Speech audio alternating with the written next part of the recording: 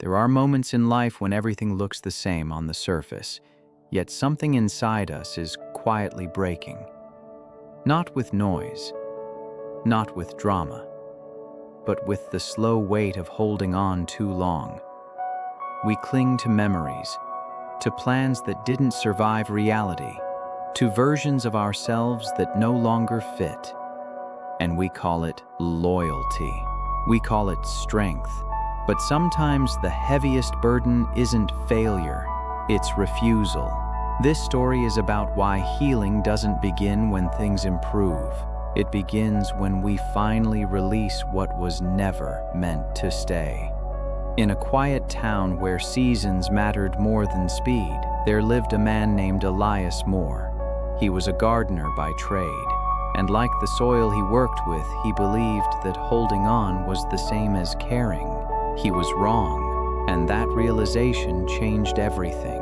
Elias Moore woke before the sun, not because an alarm demanded it, but because his body no longer remembered how to rest. Morning arrived quietly in his small town, sliding in through thin curtains and settling on the wooden floor like a promise no one had spoken aloud. Elias rose from his bed the same way he had for years, without hesitation, without reflection, as if stopping to think might invite doubt. Outside, the garden waited. It always did. Rows of soil stretched neatly across the land behind his modest house, each line precise, intentional, controlled. Elias liked it that way. Disorder unsettled him. He believed that if something was cared for deeply enough, it would never leave. If you showed up every day, pulled every weed, measured every inch, nothing would fall apart. That belief shaped everything about him. He moved through the garden slowly, fingers brushing leaves, eyes scanning for imperfections. A wilted stem here, dry soil there. He corrected each one immediately, kneeling down, pressing earth back into place with firm hands. The soil resisted slightly, then gave in. It always did. To Elias, this was peace. The townspeople admired him. They called him disciplined, dependable, someone you could count on. His garden produced the best vegetables for miles, and his advice was often sought, rarely questioned. He never bragged. He didn't need to. The results spoke for him. But beneath the calm rhythm of his days lived an unspoken tension. Elias didn't just tend the garden. He guarded it. He hovered. He checked the same rows twice, sometimes 3 times, even when nothing had changed. Growth, to him, wasn't something to trust. It was something to manage. In the quiet moments when the wind moved through the leaves and the world felt briefly out of reach, Elias felt something tighten in his chest. A subtle fear, not loud enough to name, but strong enough to guide him. If he loosened his grip, something would be lost.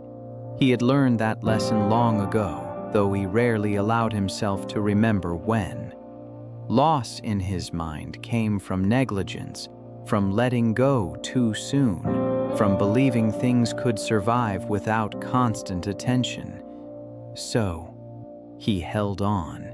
He held on to routines that no longer nourished him, to memories that had already finished speaking, to versions of himself that had once been necessary but now felt heavy. Elias told himself this was strength.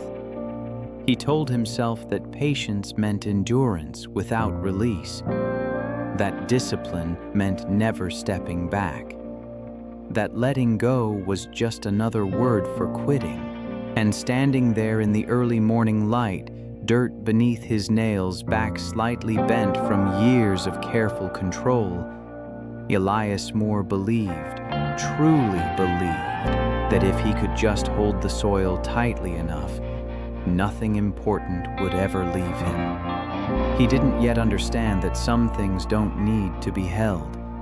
They need space. As the weeks passed, the garden responded the way it always had, obediently.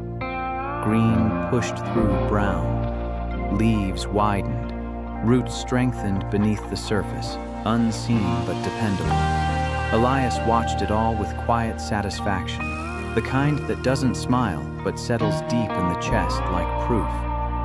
This was what effort looked like. Each day followed the same rhythm.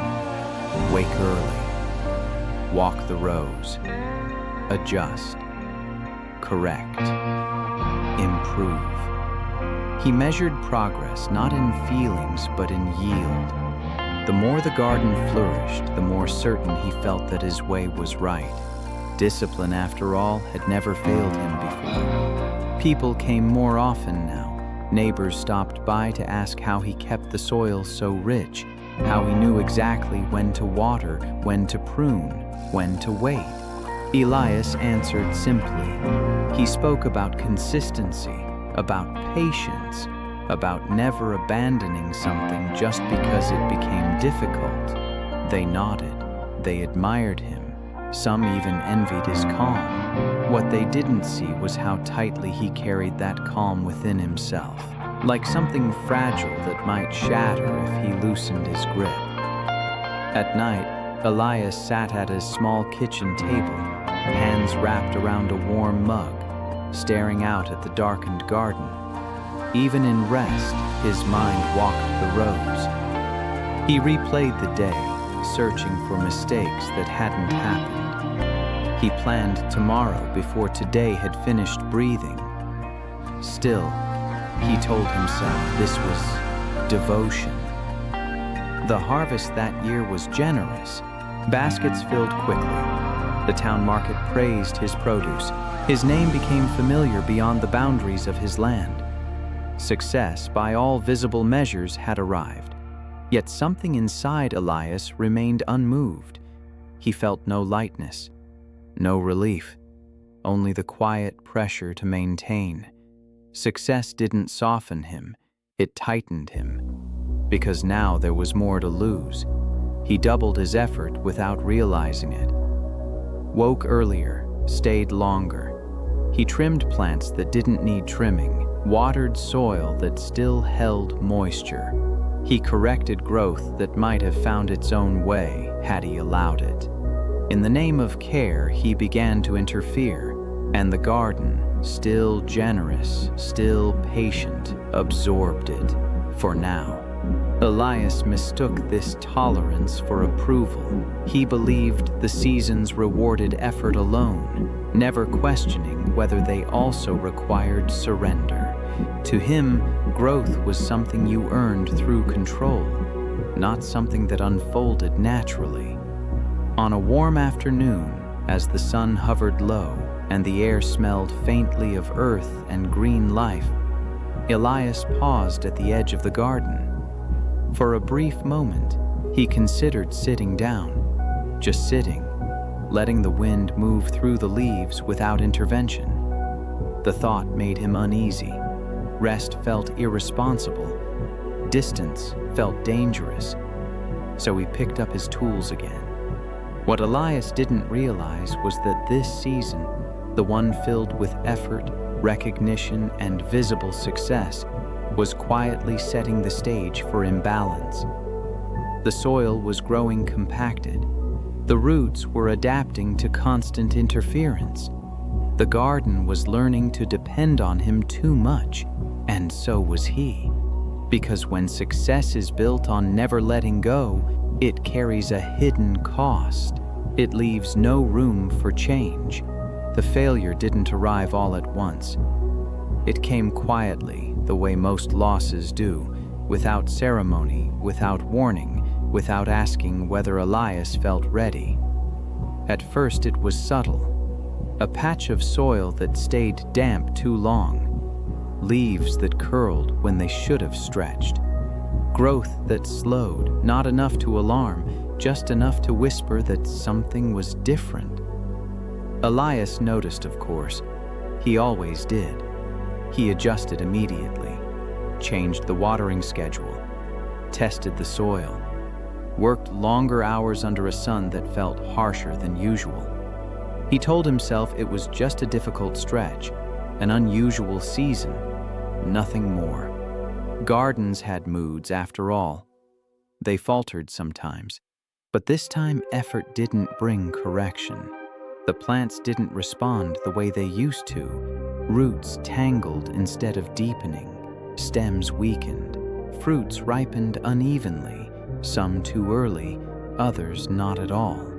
The balance Elias had relied on for years slipped away, refusing to be pulled back into place. Then came the storm. It wasn't dramatic. No violent winds, no destruction that made headlines.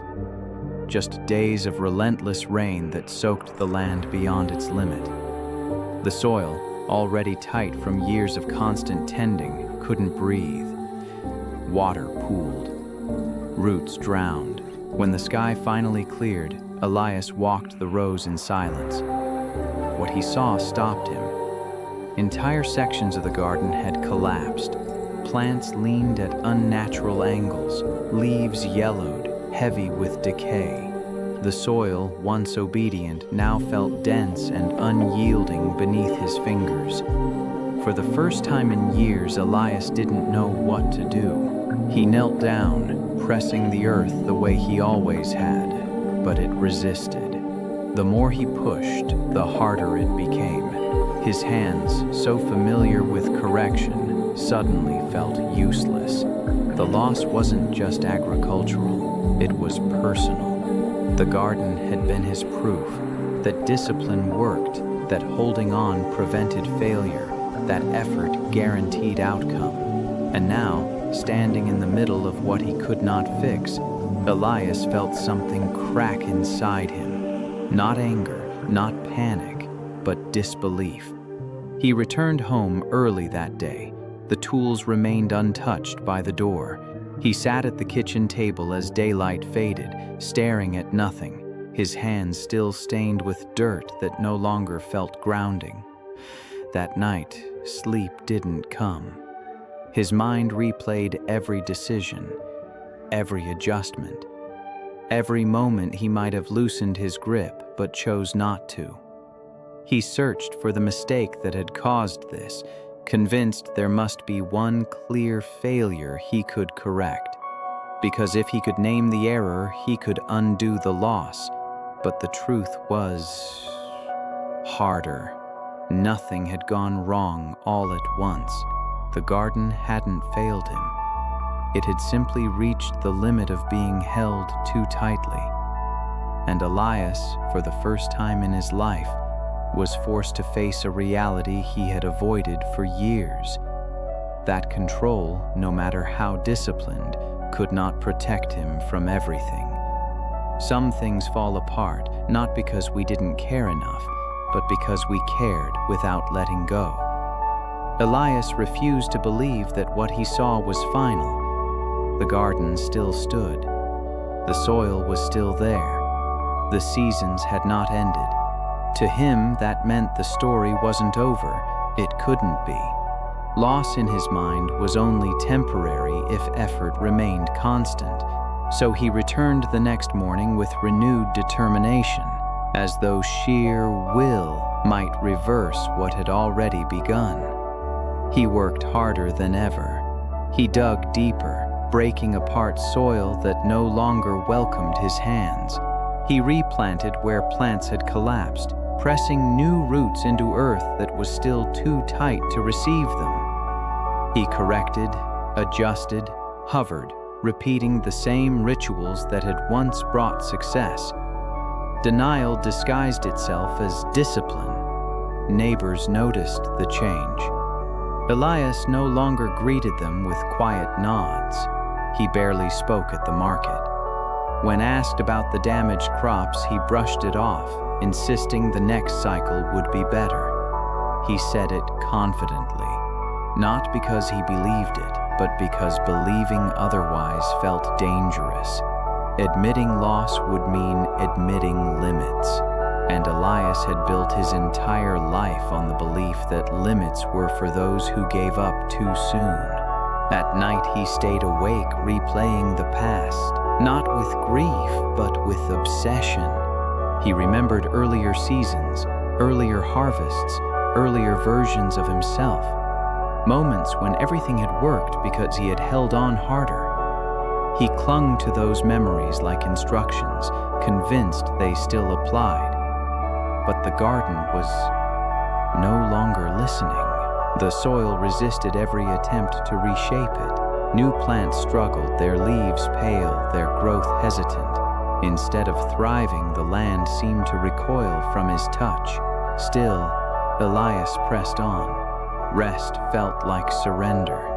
Pausing felt like betrayal of the garden, of his identity, of the years he had invested.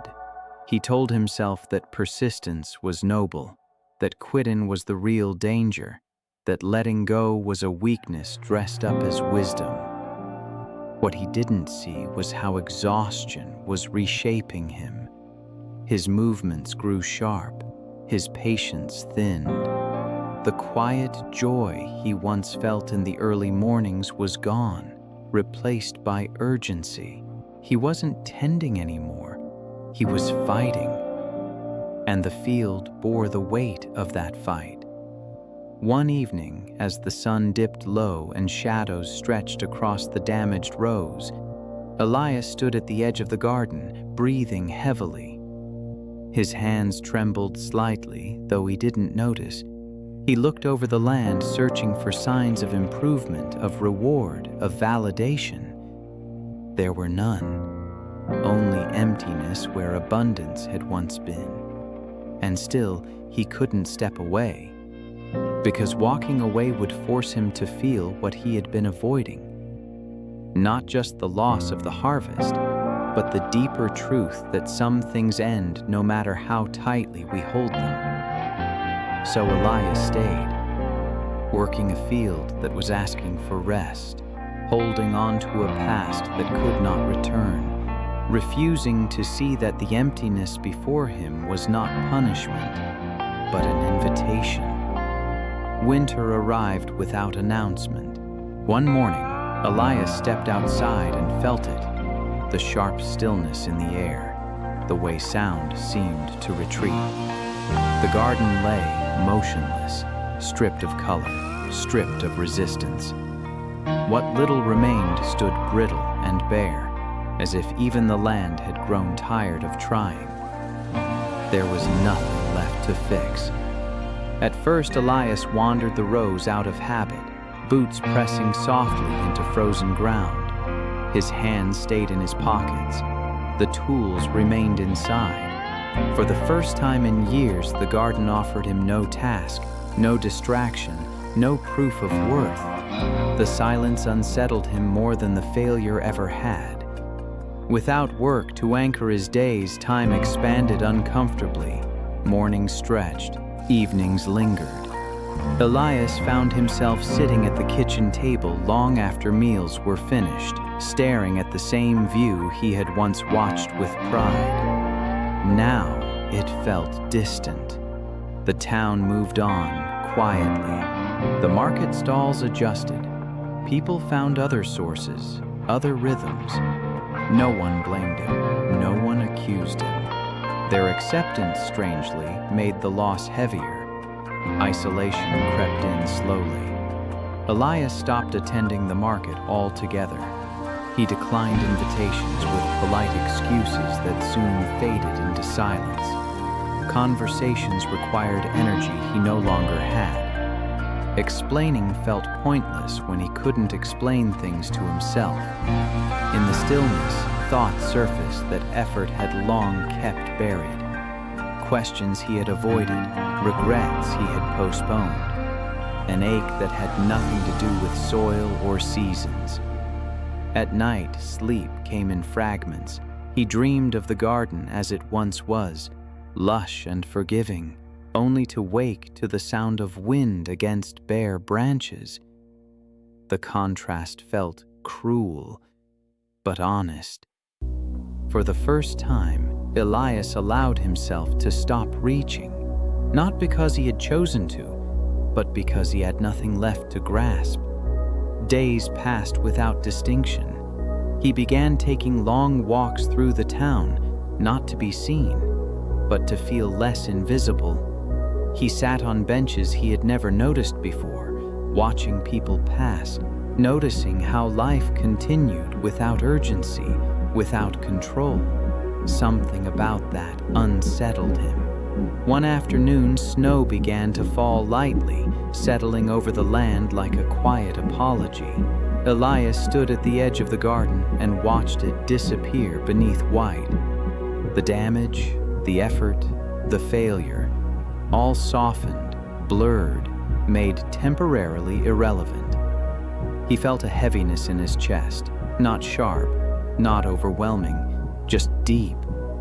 This was the lowest point, though he didn't name it that way. Not yet. It was the moment when distraction was gone, when silence spoke louder than effort ever had, when he could no longer pretend that holding on had saved him from pain. Because in the quietest winter of his life, Elias Moore finally faced the truth he had been avoiding. Loss doesn't always demand action. Sometimes it demands stillness. Elias noticed the bench before he noticed her.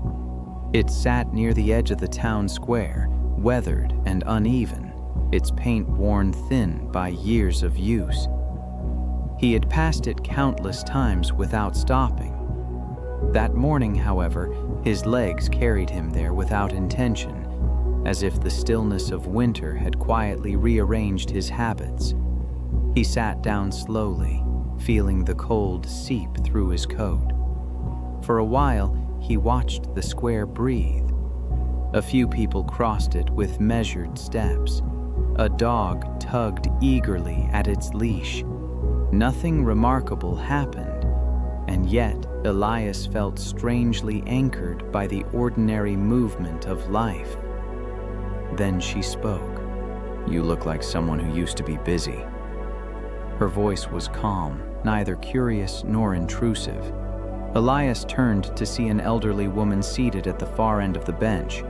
Her posture was relaxed, her gaze resting on the open space ahead, not on him.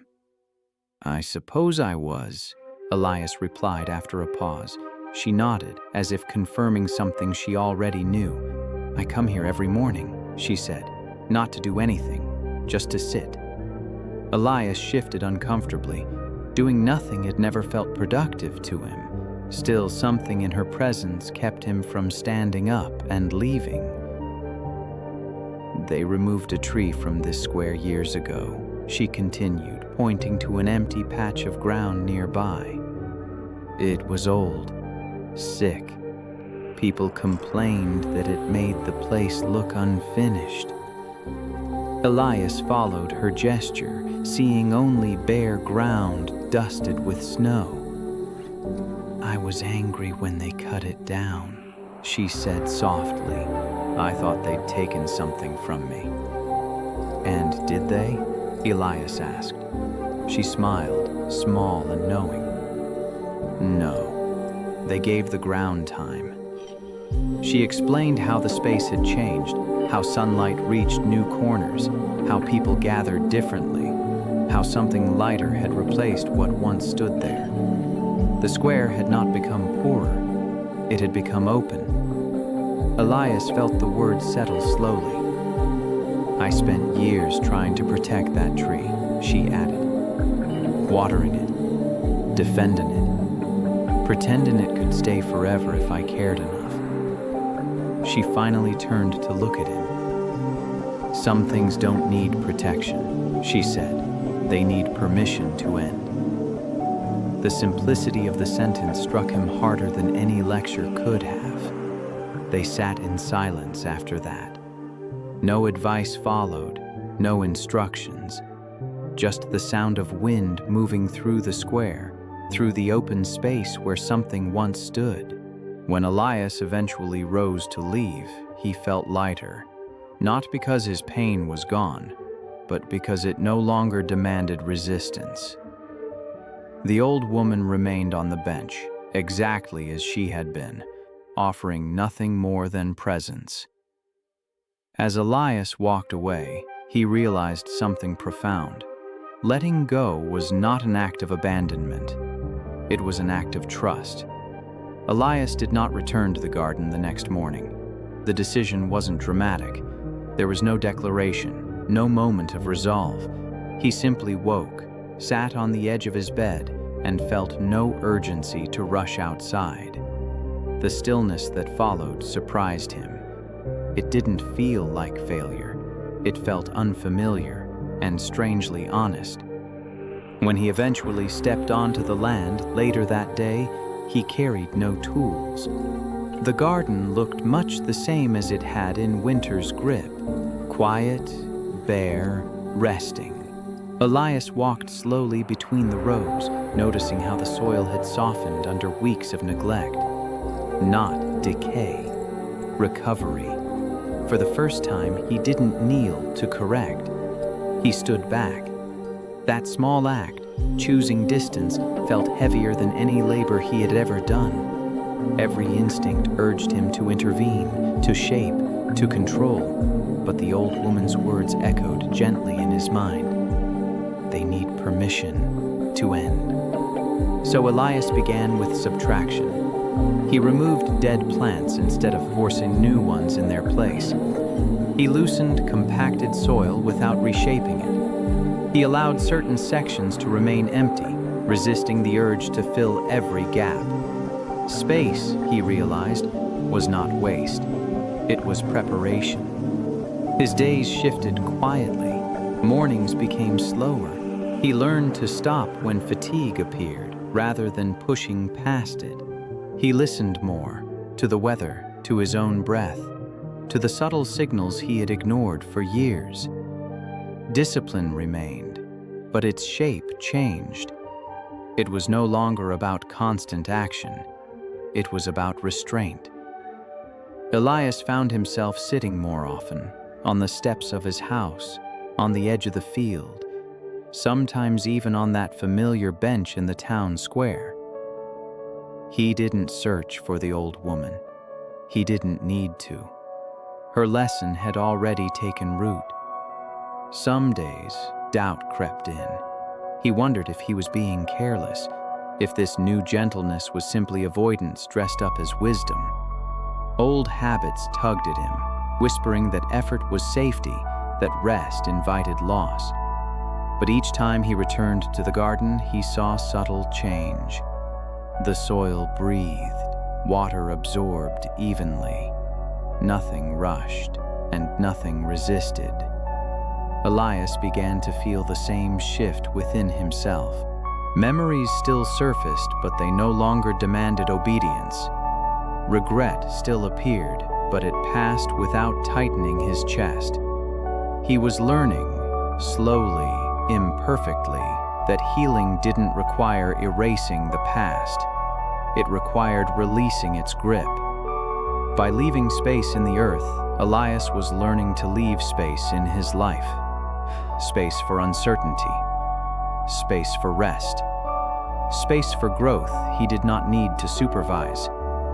And for the first time in a long while, he felt something new stirring beneath the surface. Not control, not fear, but trust. Change, Elias learned, does not announce itself as permanent.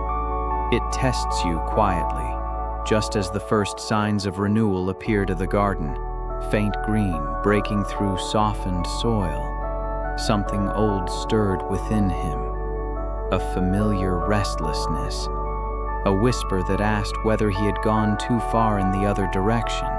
One morning, he noticed a section where growth seemed uneven, not failing, just imperfect. The sight unsettled him more than he expected. His body reacted before his mind did, shoulders tightening, breath shortening, hands itching for tools. This was where he used to intervene. The temptation felt reasonable, responsible even. After all, wasn't care still important? Wasn't attention what had made him successful before?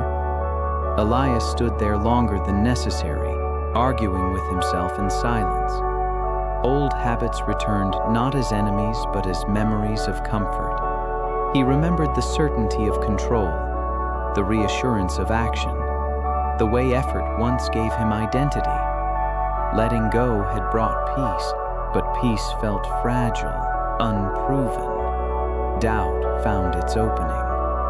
That afternoon, he worked longer than he intended, adjusted more than was needed. The old rhythm slipped back into place with unsettling ease, and with it came exhaustion, familiar, sharp, immediate. That night, Elias lay awake, staring at the ceiling, heart heavy. He realized then that transformation was not about erasing who he had been. It was about choosing differently when the same urge returned. The next day he returned to the uneven patch and stopped. He set his tools down. Instead of fixing, he observed. Instead of correcting, he waited. He reminded himself that uneven did not mean wrong, and discomfort did not mean danger. Days passed. The section he had worried over began to settle on its own. Growth balanced out naturally, without force. The soil adjusted, roots finding space Elias would never have thought to create. The lesson was quiet, but unmistakable. Strength, he understood, wasn't proven in dramatic moments of change. It was proven in repetition, in resisting the familiar pull of old roots. Elias began to trust himself in a new way, not as someone who never felt the urge to control, but as someone who could notice that urge without obeying it. This was harder than any labor he had known. There was no applause for restraint, no visible reward for patience, no immediate proof that he was doing the right thing, only peace that deepened slowly. And as the garden continued to grow, not perfectly, not predictably, but freely, Elias felt a quiet pride emerge, not in the outcome, but in his consistency, because letting go, he now knew, was not a single act. It was a discipline practiced daily. Spring returned gently, as if careful not to demand too much. The garden no longer felt like something Elias managed. It felt like something he accompanied. He walked the rows without urgency, noticing growth the way one notices breath, present, steady, requiring no instruction. Plants rose at different heights now. Some leaned, some took their time. The symmetry Elias once enforced had softened into something more honest, and instead of unsettling him, it brought a quiet sense of ease. The garden was no longer a reflection of control, it was a reflection of trust. Elias found himself smiling more often, not from pride, but from appreciation. Each morning felt less like a responsibility and more like an invitation. He no longer measured success by fullness alone, but by balance, by how the land responded when given space. Purpose returned, but it had changed shape. It was no longer tied to outcomes or approval. It lived in presence, in care without possession, in showing up without gripping too tightly. People noticed.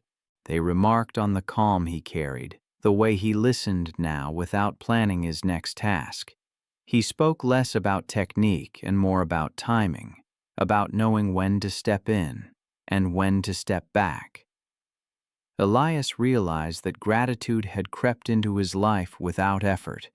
Gratitude for what remained, gratitude for what had ended, gratitude for the winter that had forced him to stop. The garden thrived in its own way, not as abundant as before, but more resilient. Loss had refined it. So had release. One afternoon, Elias sat at the edge of the field and watched the wind move through the leaves. Nothing demanded correction. Nothing asked for more. He felt complete. Not because everything was perfect, but because nothing was being resisted. This was the new dawn. Not loud, not triumphant, just steady. Elias understood now that purpose was not something to be achieved and defended. It was something that emerged when you stopped fighting the natural rhythm of change. The garden grew, and so did he. And now this part of the story belongs to you. Because somewhere in your life, there is a field you've been holding too tightly. A role, a relationship, a version of yourself that once kept you safe, but now keeps you stuck. Elias learned what many of us learn too late, that effort is not the same as wisdom, and discipline without release becomes another form of fear. The soil taught him what no success ever did, that growth cannot happen where there is no space. Letting go does not mean you failed. It means you understood the season had changed. Some things leave not because you were careless, but because they had already given you what they came to give. Holding on longer only hardens the ground. Releasing them softens it. You don't need to erase your past to heal. You don't need to punish yourself for what ended. You only need to stop gripping what no longer grows. There is strength in restraint. There is courage in stepping back. There is discipline in choosing peace over control. When you allow space, life fills it. Not always the way you expect, but often in the way you need.